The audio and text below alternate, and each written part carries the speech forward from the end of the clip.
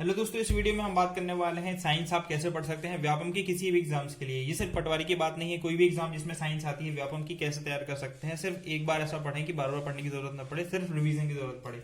ठीक है, मैं हमेशा कहता हूँ, आप देख सकते हैं मेरे पास दो बुक्स हैं साइंस की। एक ल्यूसेंट्स की सामान्य विज्ञान है, जिसे मैं हमेशा सजेस्ट करता हूँ कि आप व्यापम के एग्जाम्स के लिए या किसी भी वनडे एग्जाम्स के लिए इस बुक से बेहतर कुछ नहीं है। ठीक है, इसको ही आप पढ़ के आप सारे साइंस कवर कर सकते हैं।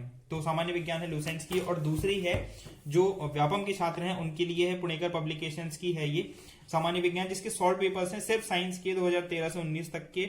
ये किसी भी पब्लिकेशन, दूसरे पब्लिकेशन की हो सकती है, अरिहंत की हो सकती है, या फिर कोई और पब्लिकेशन हो सकता है जिसने जितने भी व्यापम के पेपर हुए हैं वो सारे पेपर इसमें सम्मिलित किए हों। ठीक है, अब तक की अपडेटेड बुक है मेरे पास, 2019 तक की बुक है। ठीक है, इससे अपडेटेड बुक भी मार्केट में अवेलेबल है। तो सबसे पहले मैं आपको बताऊंगा कि पढ़ने का सही तरीका क्या होता है किसी बुक को, मतलब सब्जेक्ट कैसे कंप्लीट करना है।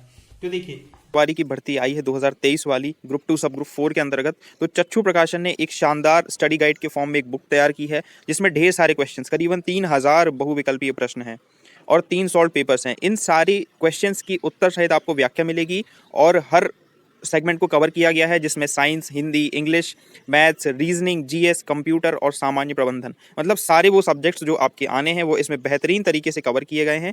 तो अगर आप चाहते हैं बढ़िया प्रैक्टिस करना तो चक्षु प्रकाशन की ये बुक आप परचेज कर सकते हैं। मैंने देखा कि ये साइंस में सबसे पहले इसमें देख लेते हैं हम इंडेक्स, जो हमारी भौतिकी है, कंप्यूटर है, रसायन विज्ञान है, जीव विज्ञान है, कृषि विज्ञान है और पशुपालन है। मान लीजिए मैं इसको फिजिक्स, केमिस्ट्री और बायो लेके चलता हूँ कि ये 3 पार्ट हमको कंप्लीट करने हैं। तो फिजिक्स में मैंने देख लेता हूँ, यहाँ पर 10 यूनिट है। अगर बुक देखेंगे तो इसमें 10 यूनिट है, और यूनिट के अंदर भी सब यूनिट्स है, मतलब टॉपिक्स के नाम है। तो पहली यूनिट मैंने खोल ली है, इसमें पहली यूनिट है यांत्रिकी, और सबसे पहला टॉपिक जो है वो मापन है। एफईएस पद्धति, सीजीएस पद्धति, एमकेएस पद्धति वगैरह काफी सारी चीजें हैं। दूसरा टॉपिक है इसका गति।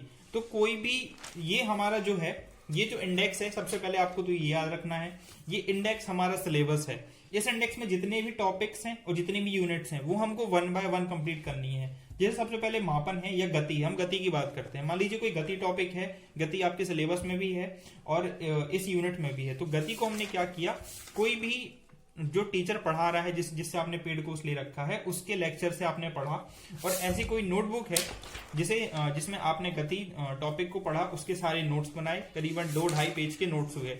फिर आपने देख लिया इस बुक को उठा के कि जो हमारे सर ने पढ़ाया, जो हमारे टीचर ने पढ़ाया है, उसके अलावा कुछ और है क्या। तो आपने इस बुक को उठाया, इस बुक में शुरू से लेके लास्ट तक गति नाम का जो टॉपिक है, शुरू से लेके अंत तक आपने पूरा पढ़ लिया।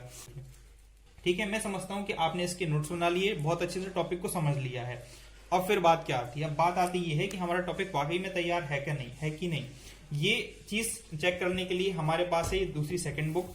इस बुक में सबसे पहले हमने देखा कि जो वेग नाम का टॉपिक है उसके प्रीवियस क्वेश्चन कहाँ है। तो वेग नाम का टॉपिक हमें मिल जाता है पेज नंबर 77। नाम पे आपने वेग टॉपिक निकालो और वेग के कुछ क्वेश्चन है। मान लीजिए इसमें सिर्फ 11 क्वेश्चन है वेग के, कोई दूसरा टॉपिक है उसके ज्यादा क्वेश्चन होते हैं। ठीक है, तो आपने उन क्वेश्चंस को लगाया। अब क्वेश्चन लगाने का तरीका क्या है, कोई आपने एक खाली पेपर लिया ऐसे, मान लीजिए आपको 10 क्वेश्चन लगाने हैं इसके, तो आपने 1 से लेके 10 तक काउंटिंग्स को लिख लिया। फिर आपने इस क्वेश्चन को पढ़ा, इसके 4 ऑप्शन दिए हुए हैं, इन 4 ऑप्शंस के ऊपर आपने अध्ययन किया। फिर इसका टॉपिक ए लगा दिया, इसका बी लगा दिया, इसका डी लगा दिया, लास्ट में ए लगा दिया। फिर आपने उसके आंसर देखे कि आंसर कौन सा सही है, ए सही है, ये गलत हो गया, ये सही है, ये गलत हो गया। ठीक है, मान लीजिए कोई क्वेश्चन है 4th वाला, ये सही है लेकिन ये तुक्के से सही हुआ, तो आपको उसको स्टार दे देना है। अब आपको समझ में आ गया कि 10 में से आपसे 7 क्वेश्चन बने हैं, ये 10 में से आपसे 6 क्वेश्चन बने हैं, तो अपने आप को वही मार्क दे दीजिए कि मैंने ये टॉपिक पढ़ा, उससे मुझसे इतने क्वेश्चन बने।